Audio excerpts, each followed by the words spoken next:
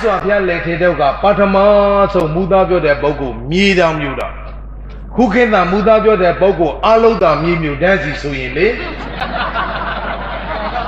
ဘယ်တရားမှမကြံငါတစ်ပါးတော့ကြံအောင်ပါဗျာသူတို့စိတ်နဲ့နိုင်ပြီးတော့တရားမှမကြံတော့လားညာပြီးမှတော့ပြိဿကိုလျောင်ကြမကောင်းလဲပါပြောလန့်ွယ်အစံနဲ့တဲ့အရေးသမားလဲပါပြောဖဲ့သမားလဲပါပေလဲဟေးဒုတကကြီးတွေကြားတယ်နော်ကိုမရအရေးသမားဗလန်းတောင်ကောင်းလဲမေပေလဲပေါက်ကြည့်တဲ့ဟာပါလား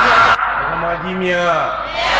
ကိုလျောင်ကြမူလာရင်လေမချိန်ကြပါနဲ့မဆဲကြပါနဲ့မခွဲနိုင်တဲ့တူတူတော့တပိတ်ပိုက်လေးပခုတ်ပေါ်တင်ကြုံလေးထိုင်လေအုပ်လေးချီမေတ္တာပို့ပေးငါလင်ကျမ်းပါစေချမ်းသာပါစေ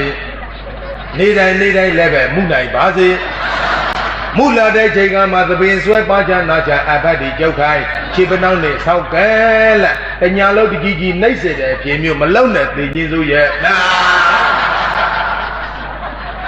ဘာရညာရဲ့အဖြစ်ပြောပြီးတော့နောက်ဆုံးလဲကြာရောဥစဉ်ကမေးလိုက်တဲ့အမတ်တမဲ့ဘသူလင်လဲလို့မေးတာတရားမှမဖြေဘူး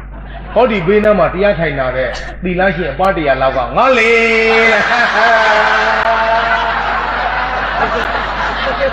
အတန်တစုတဲ့တလုံးတဲ့ထွေးလာတော့ပလင်ပေါ်လှိုက်ကြည့်လိုက်တော့ဘတော်ဝင်းနေရည်စရာတဲ့မှာမတ်သားစရာကြံခဲချင်လို့ပြောချင်တာကဒီပါဇက်စီကံရှိကြသမ်းပါလူကိုချေအောင်ပြောတာလဲဒီပါဇက်မဟုတ်အောင်ပြောတာလဲဒီပါဇက်ငါပြောတာနားလည်လား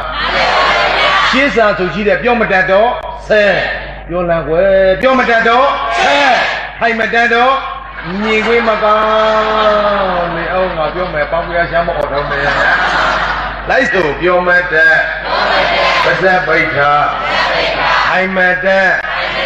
မတ်တရနေ